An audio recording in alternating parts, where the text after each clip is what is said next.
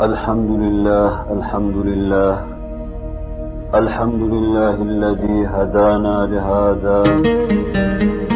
Kılıcında kın bulunmayan baldırı çıplak bir avuç insan, insanlığın kaderi üzerinde rol oynuyor. Allah Resulü şöyle buyurdu: arkadaşınız için kefen hazırlayın, Allah korkusu ödünü kopardı buyuruyor. Ticaretin mutlu ve bereketli olsun Ebu Yahya. Malını menalını verdin ama ahirete aldın.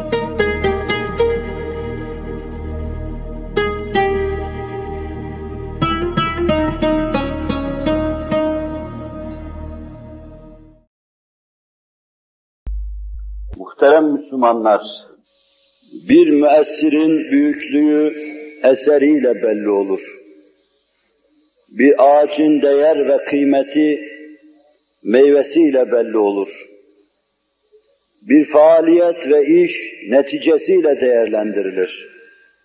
Resul-i Ekrem aleyhissalatu vesselam'ı ele aldığımız zaman da muhteşem kutsi faaliyetinin neticesiyle onu değerlendireceğiz.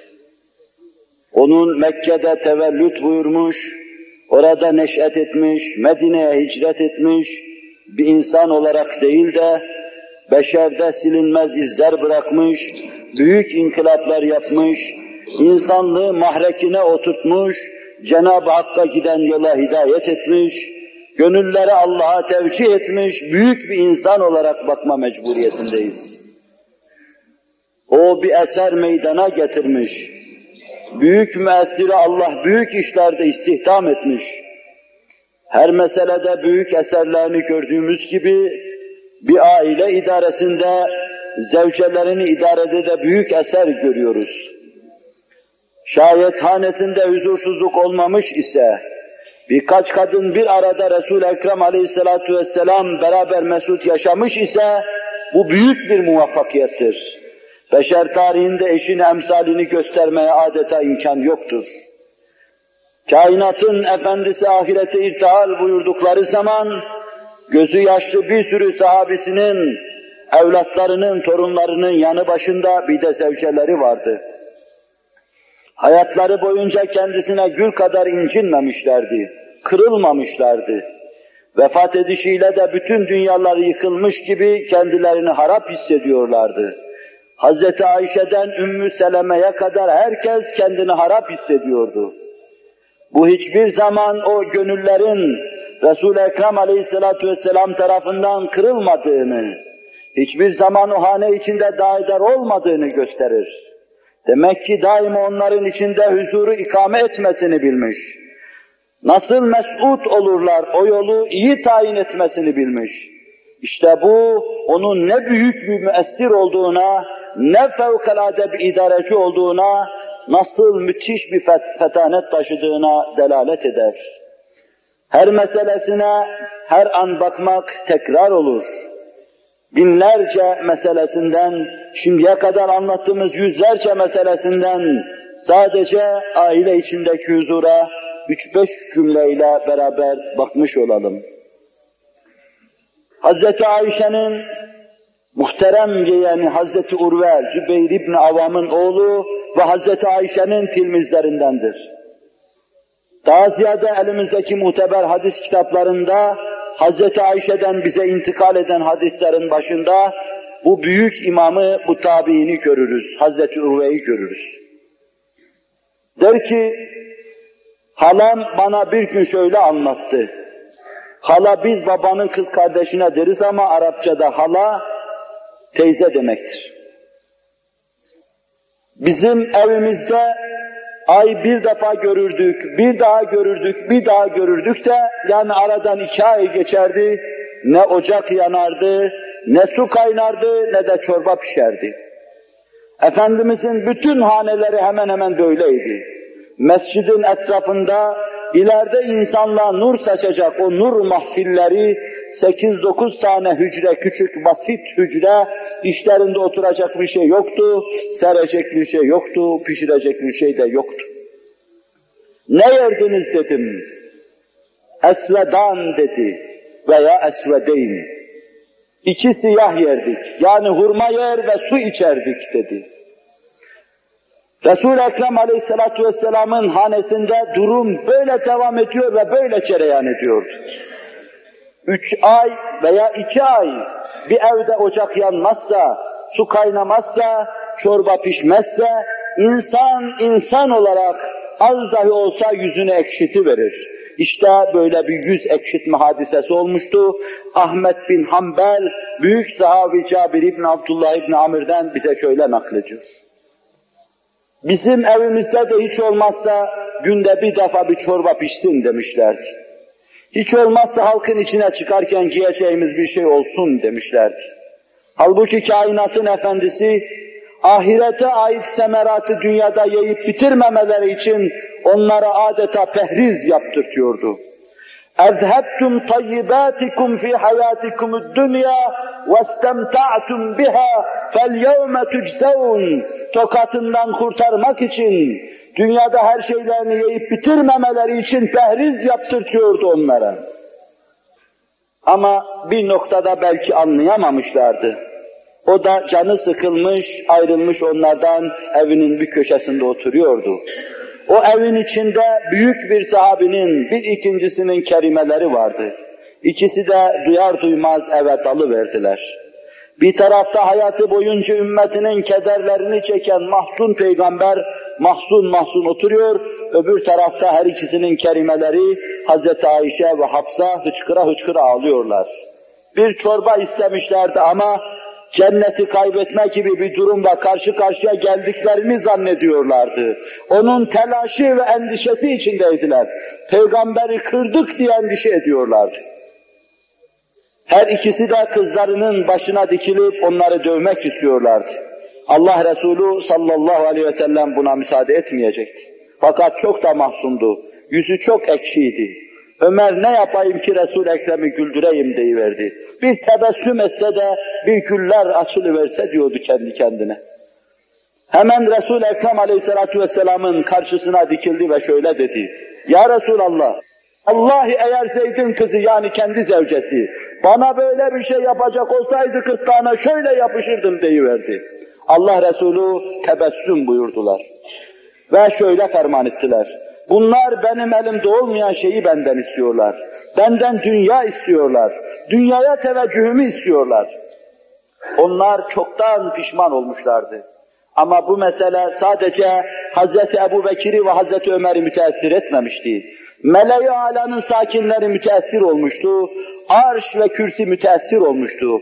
Aleyhissalatu vesselamın mütemadiyen tebessüm eden çehresinden tebessümü izale edecek her hadise arşı titretecek büyük bir hadisedir. Tahyir hadisesi hemen bir ayetle nazil oluverdi. Okuduğum ayet-i celile-i kerimede Kur'an peygamberin zevcelerine şöyle diyordu. Ey Nebi!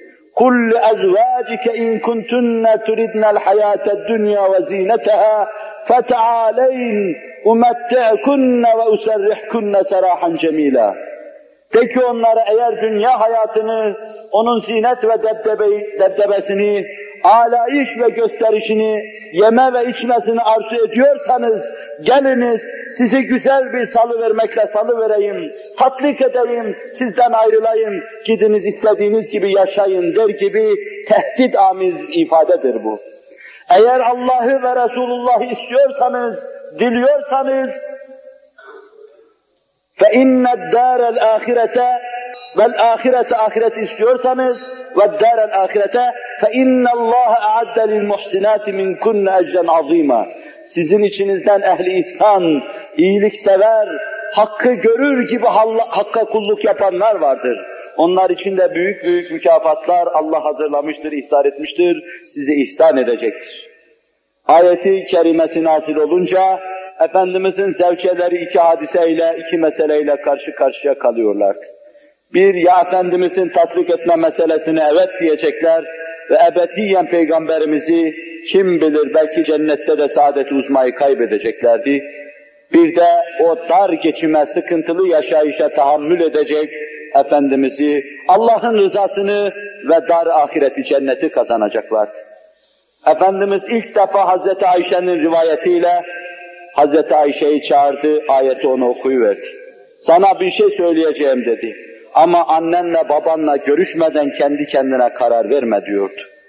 Nebiler Nebisi çok refik, çok şefik, çok rahimdi. Hazreti Ayşe'nin o haneden çıkması belki her şeyden çıkması olacaktı. O hane Hazreti Ayşe'yi kaybedecekti. Hazreti Ayşe de o haneyi kaybedecekti. Ve bizler de Hazreti Ayşe'yi kaybedecektik. Dinimize ait nice şeyler olacaktı ki onları öğrenemeyecektik. Kadınlık alemi Hazreti Ayşe'yi kaybedecekti. Onun için Allah Resulü sallallahu aleyhi ve sellem bu umumi hususların nazarı mütealasını alarak ona şöyle ferman ediyordu. Annenle babanla görüşmeden karar verme diyordu. Nedir o ya Resulallah? Allah sizi muhayyer bırakmamı emrediyor. İsterseniz çeker gidersiniz, isterseniz burada kalır. Bu sıkıntılı yaşayışı yaşar ama Allah ve Resulullah'ı kazanırsınız. Tebessüm ediverdi büyük kadın, ayağının altını öpeyim. Bunun için mi annemle babamla istişare edeceğim? Ben Allah'ı ve Resulullah'ı tercih ediyorum diyordu. 3 ay değil 6 ay dahi bir evde ocak yanmasa, 3 ay değil sıkıntı birbirini takip etse, bu evde bir çorba pişmese 1 senede dahi yine ben Allah'ı ve Resulullah'ı tercih ediyorum diyordu. Bir takir hadisesi olmuştu. Onların ya salını verilmesi veyahut da o hanede her türlü şeye katlanmaları onlara teklif edilmişti. Muhayyer bırakılmışlardı. Yine Hazreti Ayşe'nin ifadesiyle Efendimizin zevcelerinden hiçbirisi dünyayı ve dünyanın zinetini istememişti. Bu hanede kalırız, aç susuz kalırız ama senin yanında kalırız. Mahbiti vahyi ilahi olan Nebi'nin gönlünün yanında kalırız. Evimizde Kur'an-ı Mucizül Beyan sesi yükselir. Nebi'nin sesi ve sözü yükselir. Evlerimiz irşat mahalli olur demiş. Resul-i Ekrem Aleyhisselatü Vesselam'la kalmayı tercih etmişlerdi. Onlara bu hususu yaptırtan bir şey vardı. Demek ki Resul-i Ekrem Aleyhisselatü Vesselam'dan hepsi memnun idi. Küçük bir yeme içme meselesinden ötürü küçük bir hoşnutsuzluk Efendimizin kalbini kırmış. Arşı ihtizasa getirmiş, meleği alanın sakinlerini mükedder ve mahzun kılmış idi ki, bütün bunlara Cenab-ı Hak Kur'an'ıyla tercüman olmuş, bunu duyurmuş ve fakat gönüller heyecana gelmiş, helecana gelmiş, Resul-i Ekrem Aleyhisselatü Vesselam'ı tercih etmek suretiyle bu derde derman bulunmuştu. Evet, Resul-i Ekrem Aleyhisselatü Vesselam o kadar kadını idare etmede dahi mahir, eşsiz, menende olmayan müstesna bir insandır. Cenab-ı Hak tamamını arza muvaffak kılsın, tamamına vakıf kılsın ve bizleri o pak damen hakkında süfli düşüncelerden halas eylesin. Tekrar edeyim, onun hakkında müminin gönlüne gelecek küçük bir şey kendisine çok şey kaybettirir, belki de ebediyen dinden çıkmasına vesile olur.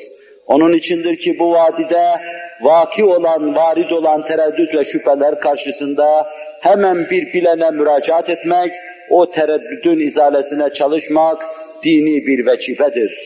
İçimizde niceleri vardı ki bizim dizili bulunduğumuz ipten, bağdan kopuverdi, manzumeden ayrılıverdi, bir kısım tereddüt ve şüpheler içinde Aleyhisselatü Vesselam'a ait kutsi manalar bünyanını yıktığı için o da yıkılıp gidiverdi.